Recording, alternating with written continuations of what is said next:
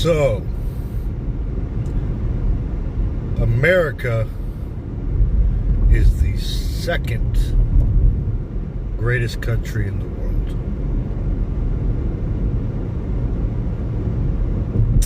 Out of a list of only two, being second isn't bad.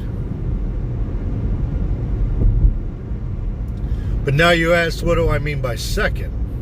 I live in America. I live in Texas. But what do I mean by second? I mean, if it should be obvious, the only other state technically better than America is Israel.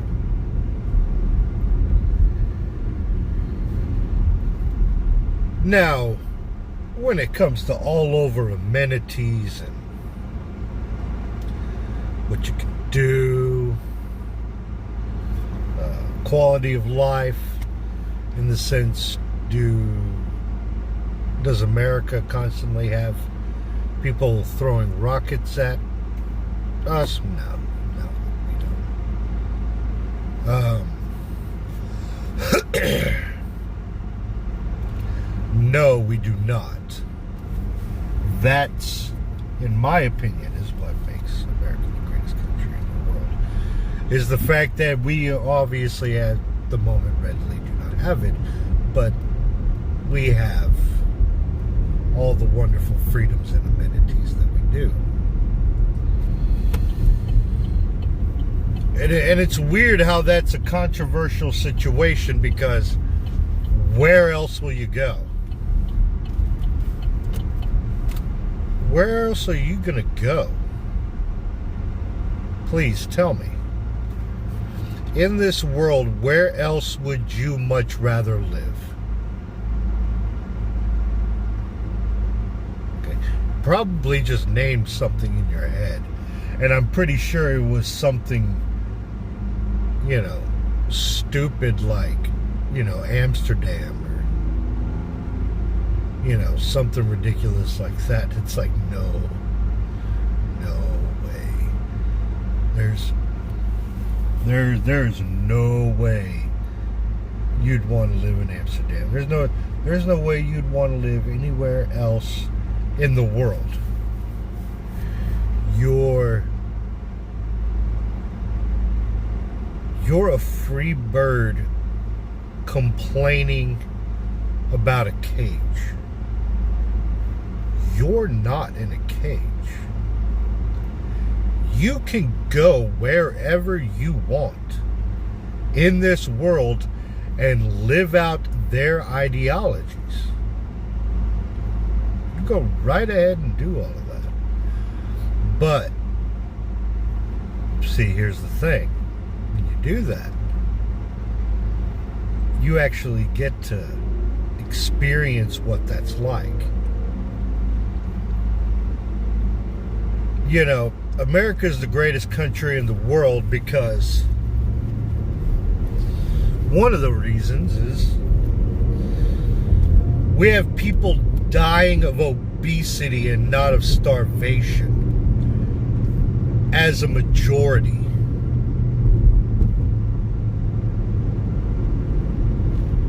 And I don't want to hear the argument about, oh my God, you're so insensitive.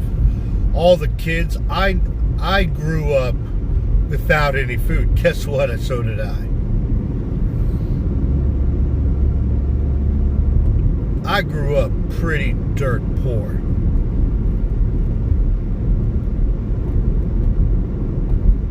I was raised by a single mother who worked her butt off to take care of me without a father around.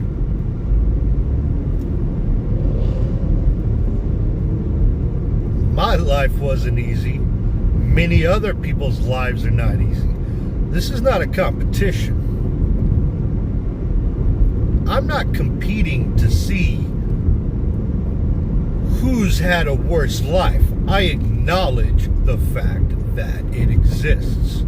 Believe me, I had somebody get shot right outside of one of my apartments when I was 16 or 17 years old.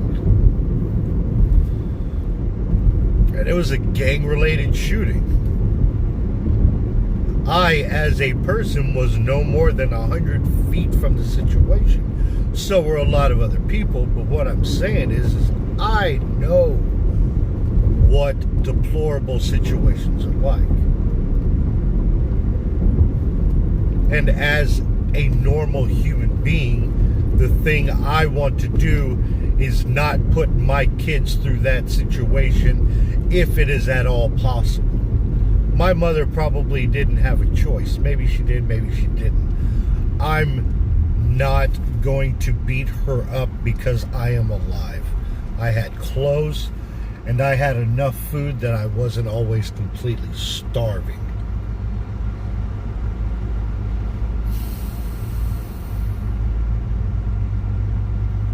So that's good. It's good that my mother did that. But the point I'm trying to make here is, even being dirt poor, as long as you have a job, you can make it. You can go somewhere. You can have a home, a place to live, shelter, and food if you have a job. And we're not talking about a high school McDonald's job.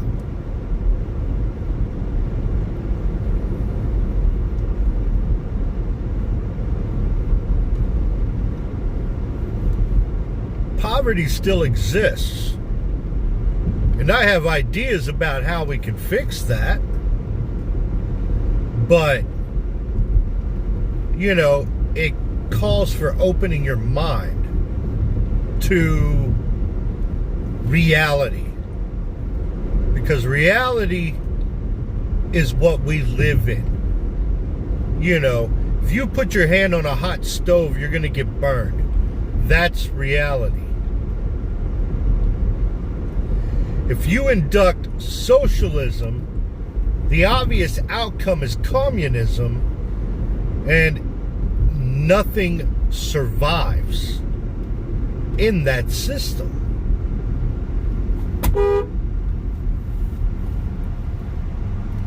Nothing survives in anything like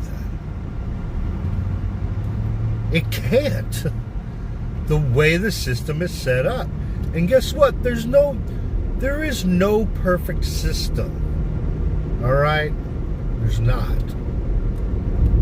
There's not a single perfect system that exists that's going to give everybody everything.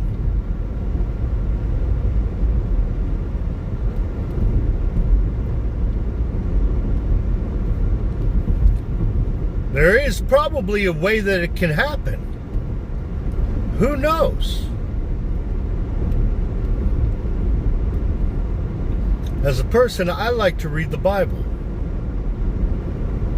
And there's a lot of cool things that a person can learn in it. Many people can learn a lot of good things from other places. But there are certain principles that exist that should be universal. Such as, in Christianity, you don't get to heaven by killing people. You get to heaven by trying your best to be the best person you can be while helping your community. And as a community, you all help one another to be able to survive and prosper and enjoy the amenities that everybody uses together. Now, that, in a sense, sounds like communism. I mean, you're part of a commune where everybody works together for the better of the commune, the community. For the better of the community. It's like, wow, that is super awesome. But then why were Russians communists? Atheists? Why didn't it work? Why is it possible communism didn't work for them? I mean, it's a good idea. I mean, the only thing you need to sit here and figure out is how you're going to reproduce things to a point that's going to help everybody. On a microcosm scale, that doesn't really work. On a larger scale, with everybody in existence, it would be a great idea.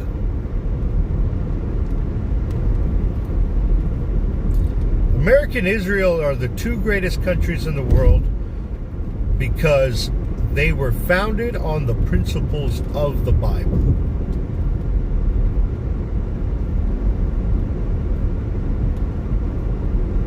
Try to argue with me all day. You can't argue with the fact that our founding fathers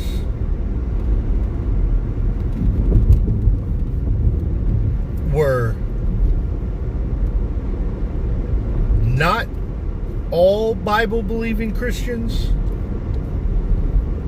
but all of our founding fathers believed God existed and that the scriptures were true, and that anybody who held office must profess it before taking office. And it must be the truth.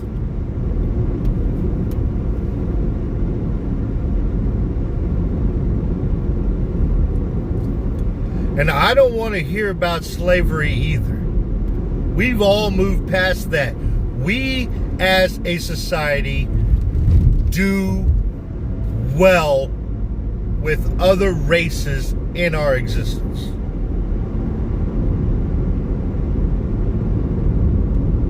Around us.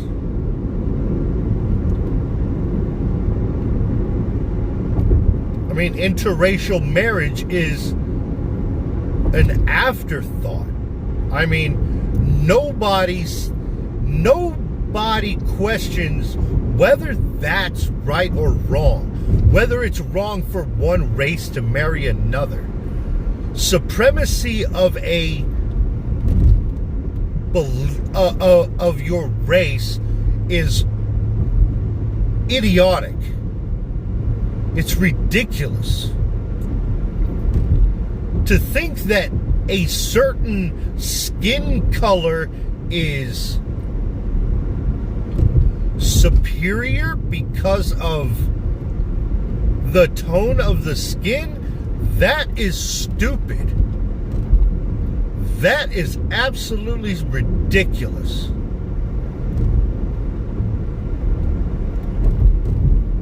Anyone who thinks like that is an idiot.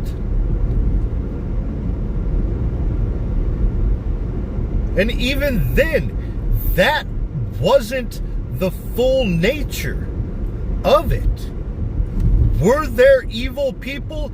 Yes. Look in the 1940s.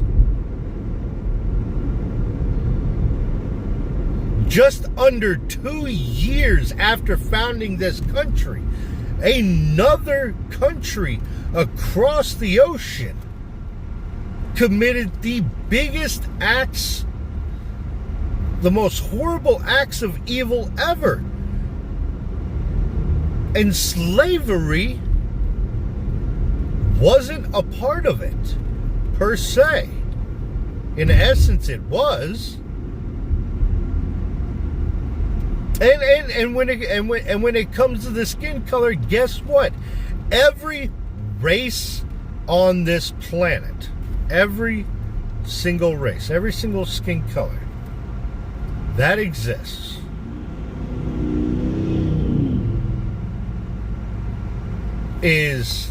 has once been enslaved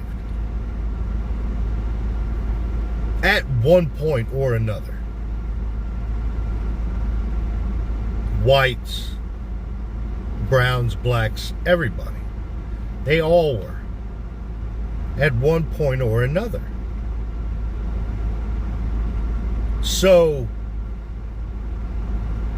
everybody's gone through some horrible things, and we are now in a good time where that racism doesn't exist in America as a thing.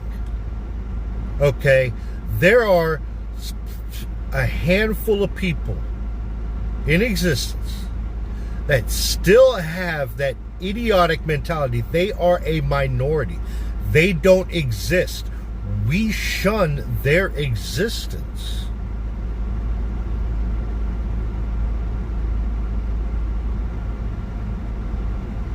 So they, as a group, look ridiculous. So get that notion out of there.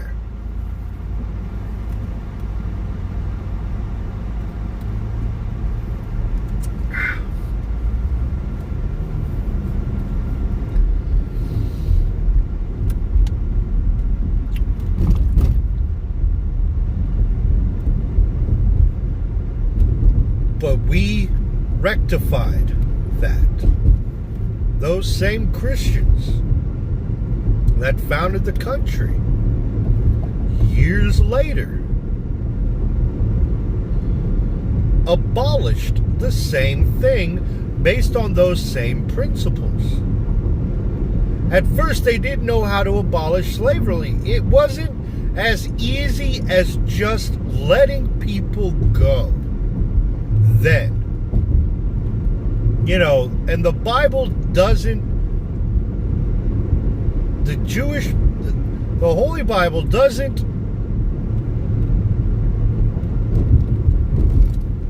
indoctrinate forced slavery. In fact, the entire Old Testament is the whole of the Torah is God saving his people from slavery. So why would he be okay with it? He said, this is not okay. I am going to take my people out of this. So then why would he be okay? So the slavery that got translated wasn't slavery in the way that we're calling it. And that's what we've all figured out. That's what we have all learned. So that's not even the case anymore. So the question is, at this point, why do I think America really is the greatest country in the world? It's because God built it. It was built on the principles of the Bible.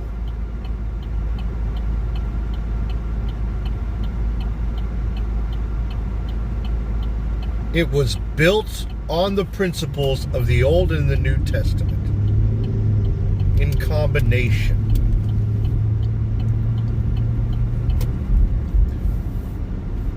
Principles like being good to people and one another, whether you like them or not, whether they have the right opinion or not.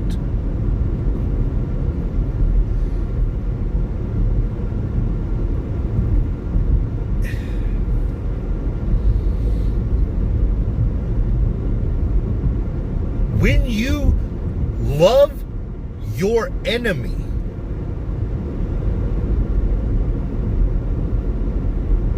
everybody gets along. And when your enemy loves you because they're your enemy, and they don't want to see harm come to you, everybody gets along.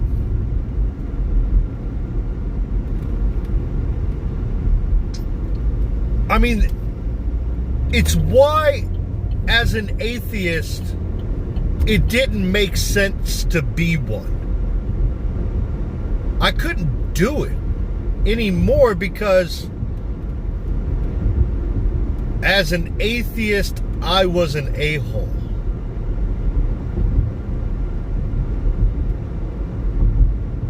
I was me. I thought I was still a good person, but a lot of things about the people that I was around didn't matter as to whether I was damaging their psyche, verbally or mentally abusing someone.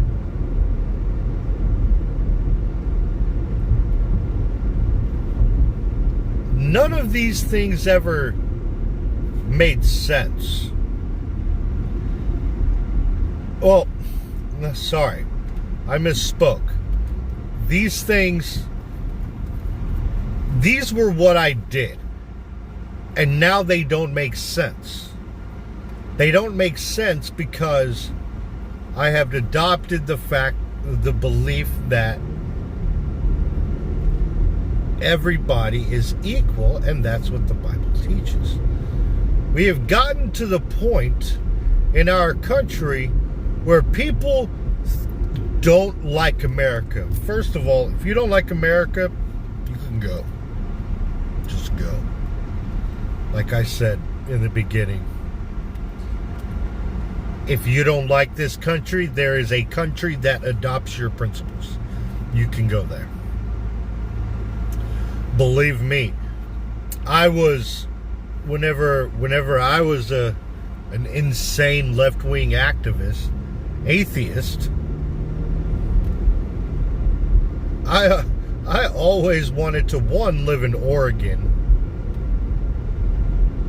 You know, now I'm glad I'm not there because I don't want to have to put a bullet in someone who's trying to harm me as a person, because thankfully in Texas, if someone's trying to kill me, I can do the same. So, you know, I'd like one to see somebody try to walk into my house, because at least here in Texas, you know, the situation really depends.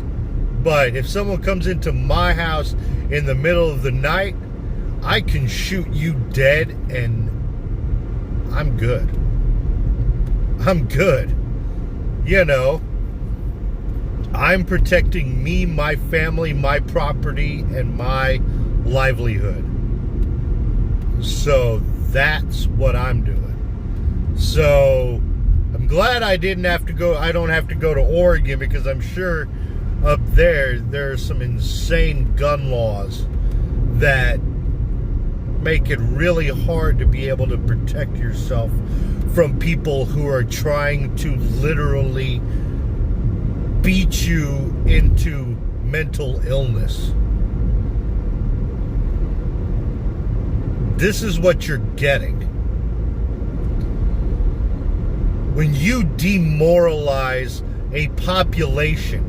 This population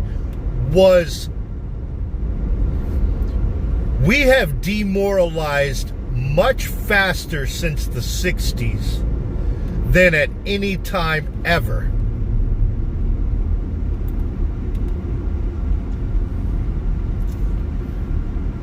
People still held some pretty decent Christian values for a period. You know, thankfully Christians weren't involved in the insane eugenics that went on. But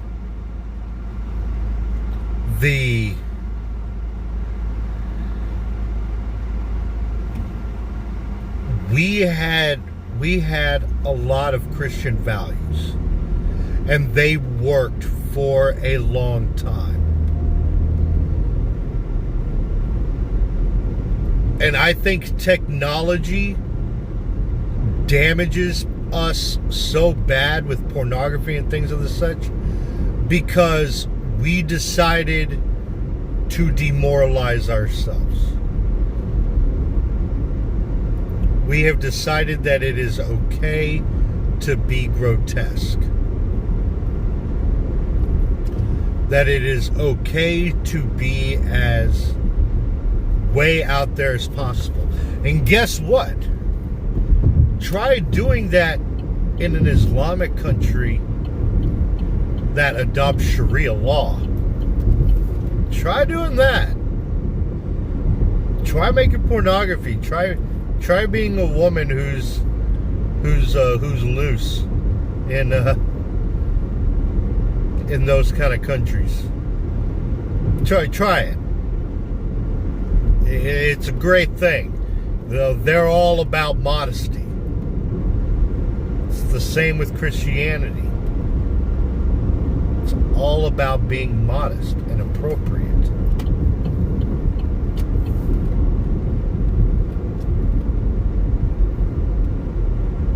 But, you know, if you want to go around spreading all the diseases you want, guess what? That's great. You know what's the great thing about getting married as a virgin? You know what it is? Y'all are both STD free. Unless your parents somehow gave it to you, or you got it from sitting on a seat, or, you know, some random Antifa person put some sort of sexually transmitted disease in something that they threw upon you. Guess what? That's going to be the case. And that's what's so damn scary. That's what's so scary about all this insane left-wing activism, is that they're throwing things at people. We don't know if that's biological warfare. You don't know how bad that can be.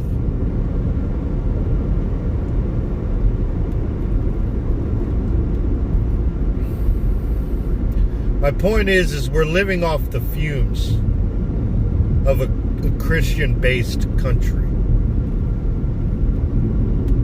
We've given that up for liberty and freedom.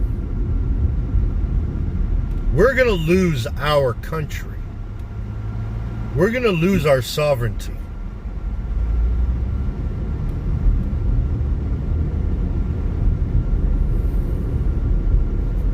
Borders are what keep a society strong.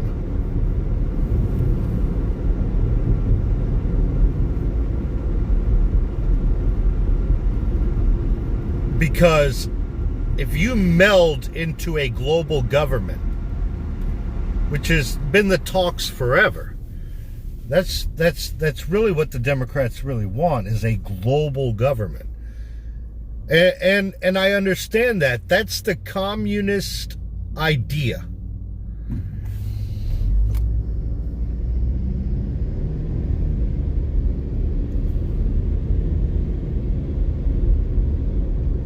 But it's not going to happen. It's not going to happen because the Bible foretells of when that happens. And we as Christians are not okay with a global government, possibly a global theocratic government. Because it is very, very highly possible that with the way politics is going, getting to the point of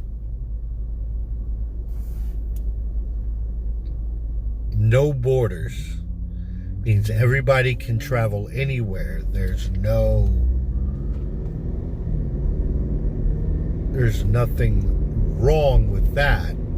that there's nothing wrong with passing through borders without an issue, is everybody can come in and we don't know who the bad guys are.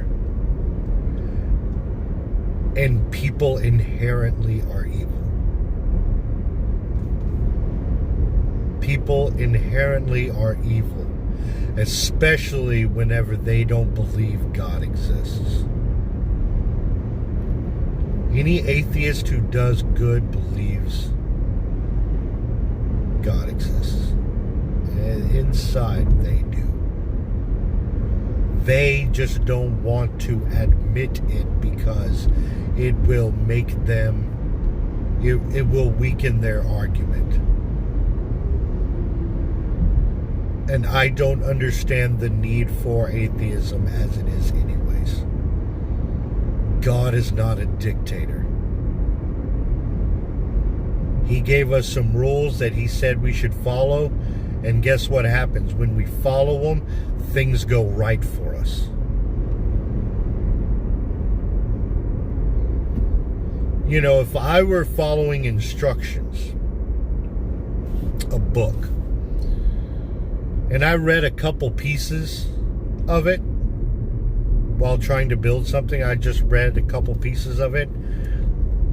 For one, what I'm going to build is not going to be what it was originally meant to be. It's not gonna be. If I were to think about it, I could try to figure it out, but most likely it's not going to come out as the instructions say. Unless I can make a good inference based on prior experience. Okay? So, if you read the Bible in pieces, you can get out some pretty horrible things and do some pretty bad ones to people. You could. But when you read it in its totality, it has a solution to our problem of prosperity.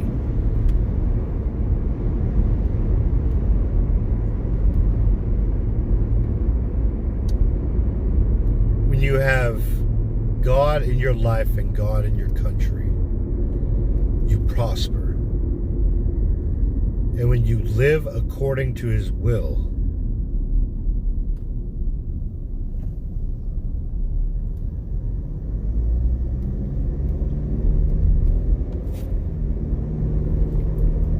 when you adopt principles of loving and caring for one another, you prosper. When violence shouldn't be the answer, except lending a helping hand to one another, that's the answer to the problem. America is the greatest country in the world. God had our back in the beginning because we applied his principles to the things we did. That was even all the way up to the point of abolishing slavery. Yeah, were there still people around who wanted to own slaves because they were evil people? Yes, of course. But that's not how we were founded. And it's dishonest to act like that.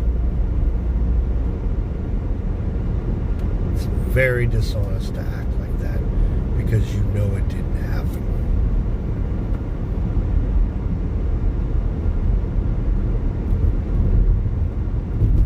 If you think I'm dishonest, read a book. Read a book about history.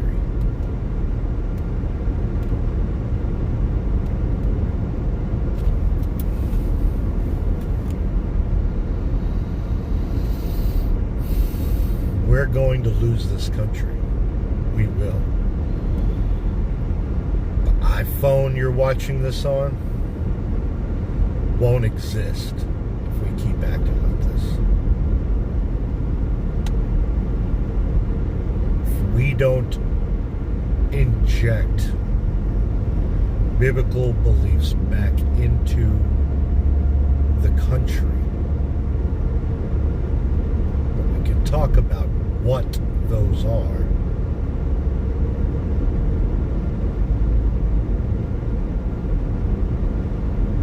we don't do that, we are going to lose this country. Our Constitution has lasted more than 200 years. But it's about to be gone. And it's about to go wayside like all the others. That only last about 15, 20 years.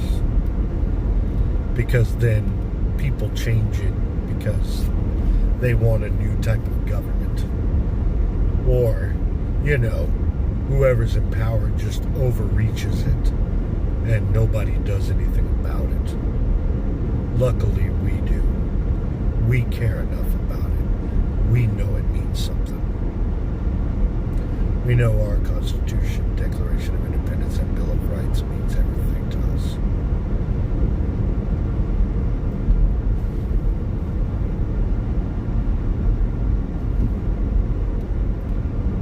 America will just be another terrible country run by dictators if we keep going the way that we do, if we don't adopt our principles again. Life is going to start getting really bad for a lot of people if things don't change. If we don't start changing our morals in society, our mood towards one another.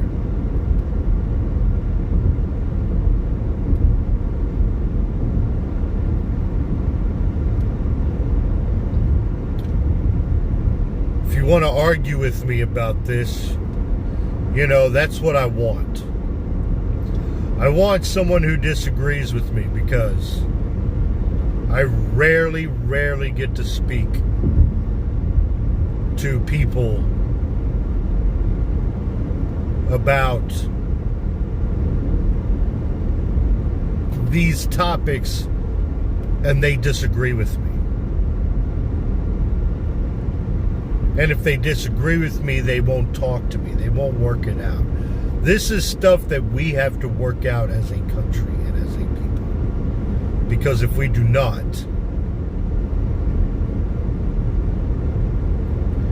if we don't, it's gonna go bad. It's gonna go really, really bad.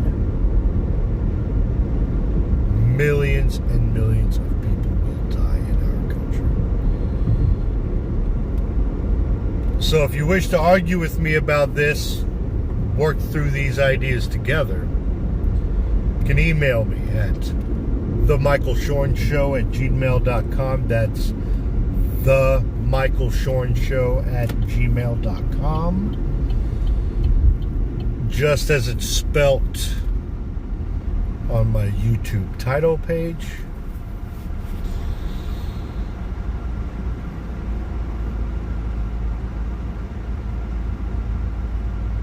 These are my thoughts. America needs to be great again. Not to steal Trump's line, of course. But we've lost something. We've lost something, so that's why it needs to come back so it can be as great as it once was, where everybody was free and nobody hurt. The only way people weren't free and they hurt is when somebody tyrannicized them because they were evil and we did something about them. So please, just think. Think about it. And if you wish to,